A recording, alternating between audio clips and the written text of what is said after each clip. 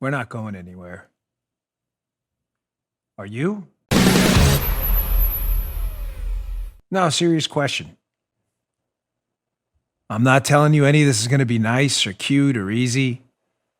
That the coming days, weeks, months, and even years are going to be just peaches and cream. I'm not telling you any of that. But I'm not going anywhere. I know the president isn't. I know the Trump family isn't. And I know the millions, tens of millions of supporters aren't going anywhere either. So step one of the plan to fight back, because they want to fight, they want to make us miserable. Well, let's give it to them.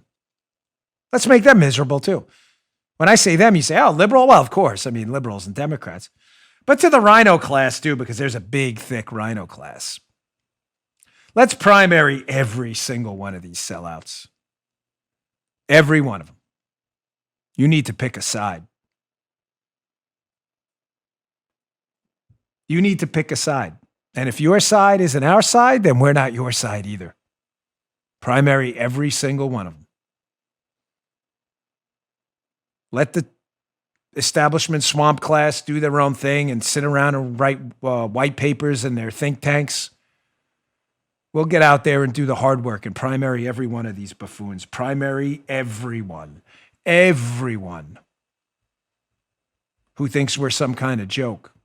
We'll show them who the real joke is. We're going to win every one now. We're probably not going to win close to everyone. But we can win enough. I put in my parlor tease I put this morning, quote by Aeneas,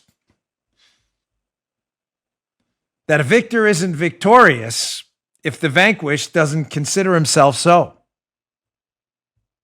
It's a great quote you should remember.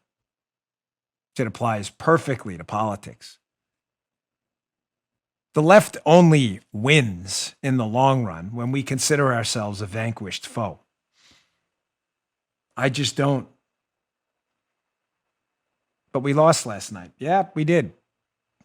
But you think I'm just not going to make their lives miserable now like they make ours?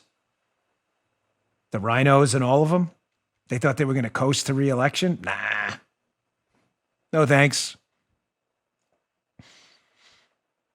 You know, I've run before. You think I'm making this up? I always said I'd never run again. Maybe I will one day now. Got enough time and energy to make the enemies of freedom enemies of me. Make their lives miserable for a bit too. You want to take away my freedoms? Maybe we'll take away your seat. Or we'll try. Who knows? So first, step one, let's primary every one of these sellouts. Step two, you can scrap every part of the ideological agenda and put it after this. I shouldn't say scrap it. It never goes away. Freedom and liberty are always going to be our fights. But priority number one from this point on, from anyone you vote for in the Republican Party, should be elections reform. Without elections reform, ladies and gentlemen, the vote counting process is finished. It is totally, entirely, completely broken. Everything from garbage signature verification to chaotic mass mail-in voting to registering people at the Democrat registering people at addresses that aren't theirs to unilaterally changing election rules in violation of the Constitution. This stuff can't be allowed to happen again.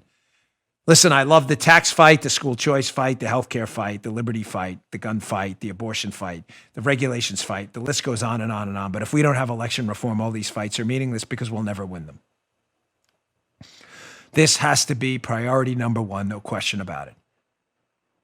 Every lawmaker that shows up at your Republican club, conservative club, Tea Party club, Trump club, MAGA club, whatever it may be, that should be question number one. What are you doing about elections reform? We want this codified in stone in each and every state, in each and every county.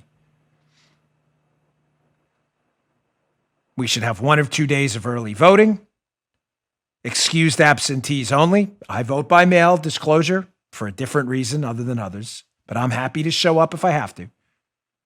And full signature verification with the voter registration file, with voter ID. You're not on board with that. You're not on board with us. Beat it. Get out of the movement. We don't need you. You're useless. Get lost. So primary them. Make election reform primary number one. Excuse me, priority number one. Freudian slip, legitimately there. Here's my third suggestion. You got to move. I can't move, Dan. Well, some of you can't. I understand. It's easy for me to say. I've moved like 20 times. I know how to do it. I know how to relocate, and I know how to start over. We've started over so many times, we don't even call it starting over anymore. We just call it a weekday, like a Monday. She's laughing, right? Did you hear that? She's like, because it's so true. We have, yeah, she says, no, it's not Monday, it's Saturday. We don't even call it start. I'm not even kidding.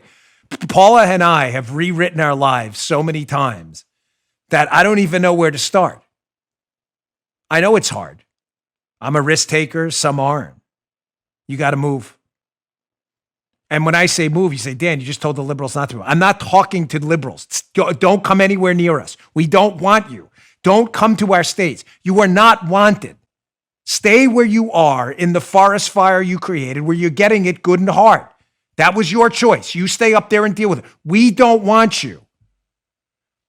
To the sane folks out there, and forget your party. I'm talking about people who believe in our Constitution and actually want it to work. They want law and order, civil liberties, respect for our police and our military, the ability to defend themselves, the ability to create jobs and to work for a wage, and to not pay all of your money to the government that flushes it down a damn toilet bowl. You need to move. Now, if you're in New York, get out. Why? Because the only thing stopping New York from going full communist, where they will get it good and hard, let them feel it. The only way to teach a lesson to the liberals that are voting for this pain being imposed on your life is to allow liberals to impose the pain on themselves. The only thing stopping them are the remaining 20% of conservatives or so in New York City areas, in areas of New York City, 25% of conservatives left. I don't know. I'm just guessing. The only thing stopping them from going full communist is you. Leave. Leave. Let them bathe in their own poison. Don't stop them.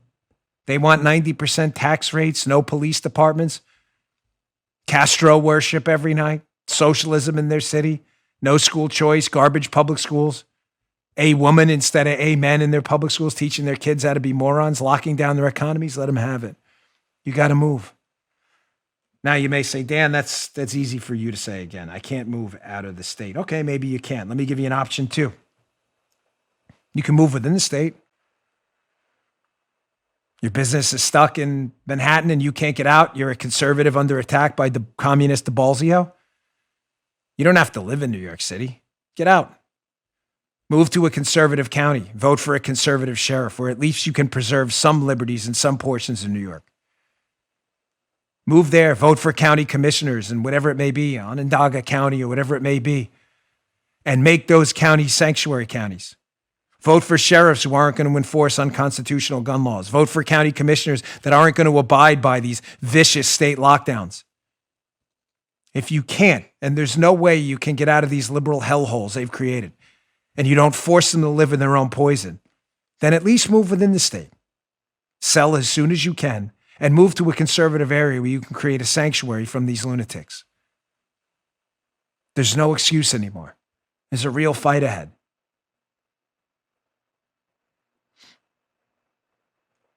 Let me give you rule number 4 of the plan going forward. Don't spend a dime of your money anymore on anything even remotely touching liberals. I saw yesterday a law firm put out a statement that Cleta Mitchell, Trump's lawyer, was resigning from the law firm. I don't know the circumstances of that, but Cleta Mitchell, who's a well-respected lawyer who dared give her legal services to President Trump in a perfectly viable case being made against this ridiculous 2020 election. Apparently, liberals thought it would be really cool to put pressure on that law firm, and they've separated. How many times am I going to tell you we need a conservative economy? I'd be very cautious who I do business with in the future. No, I'm not kidding. Dan, that sounds harsh. No, that sounds real. You want real? By the way, when we do little like surveys about the show, that's the one word that comes back often, because the show is real. I don't have time to BS you and you don't have time to hear it. You got a plumber who shows up at your house with a Biden sticker? Pick someone else. Oh my gosh, that sounds terrible, Dan. Does it really? Does it sound any worse than Trump's lawyer separating from her law firm because liberals decided they wanted her fired? Sound any worse than that? Oh, but we don't want to emulate their bad behavior. No, you just want to be on the receiving end of it. Good luck with that. You do that. This isn't the show for you. Very sorry. You may want to find another show. They want to make our lives miserable. They want to fight. I'm going to give it to them. You want to join me or you want to join the Surrender Caucus? I'm not interested.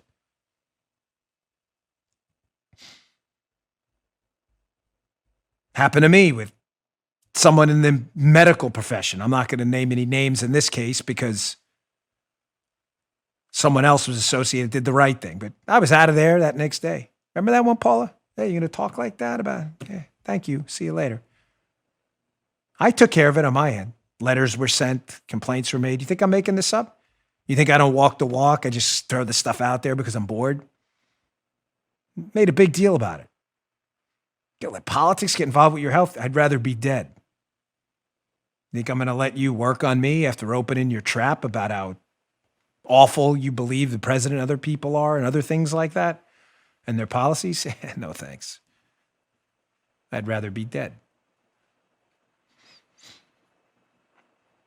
Guy shows up to service your HVAC systems, got a big "We Love Castro" sticker on the car. Yeah, thanks. Have a nice day, buddy. No, your water heater. Yeah. That's, beat it. You touch my water, I'll arrest you for trespassing. Get off my property. You may want to find someone else. That sounds really harsh. Oh, it is. Still spending money on Hollywood movies with actors and actresses and WNBA players that voted for the pro-abortion, Castro-loving Warnock. You think those are dollars well spent? Think the entertainment industry likes you? The sad part is there are really good folks in the entertainment industry who are conservative. A lot of them. Believe me, I know them. I get their emails. Some are actors. Some are camera operators. Some are sound artists. What do you think? Everyone's liberal? Sadly, they should all find a company to work for that's conservative and go work for a conservative company that produces actual sane content and doesn't discriminate. I've got nothing easy to tell you. I'm not spending another dime on any of that garbage. Sending your kid to a college that absolutely hates conservatives. Send him to some liberal institution. Listen, it's tough. I got a kid now, that age. They want to do what they want to do. But I'll tell you right now, I've already put down the marker. I'm not paying for any of it. They want to pay, let them pay themselves. You donate money to your college, their alumni fund, as they put out edicts about how your kids are going to be taught the proper pronouns or Zina, Jizu, Zija, Zay. You're like, what? What does that even mean? You may want to cancel that check. They wanted it. Liberal institutions, let them have it. Good and hard.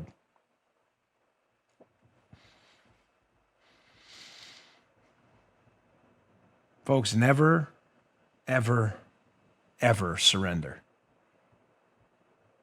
This country's been through a lot, but it's fracturing right in front of our eyes. Anyone telling you otherwise or trying to put lipstick on this, like the clown show in the Senate, Ben Sass and others, we got to rely on the Constitution. Yeah, no, thanks, Ben. We appreciate it. Dope. What a loser. Writing an article in the Wall Street Journal today, an op-ed piece about fidelity to the Constitution, or just on your side. This is the moron in the boxing ring who the guy pulls out an Uzi and he starts calling to the ref on bended knee, begging him to stop the Uzi guy. But he was dumb enough to walk in the ring because he thought the rules mattered. Well, what's your suggestion? Chaos going forward? No. If they're going to make our lives miserable, then we return the favor. When they decide their lives are miserable enough because they've created a liberal cesspool they've lived in, maybe they'll decide that a constitutional republic is the right way forward, like we decided a long time ago. You just heard Dan Bongino.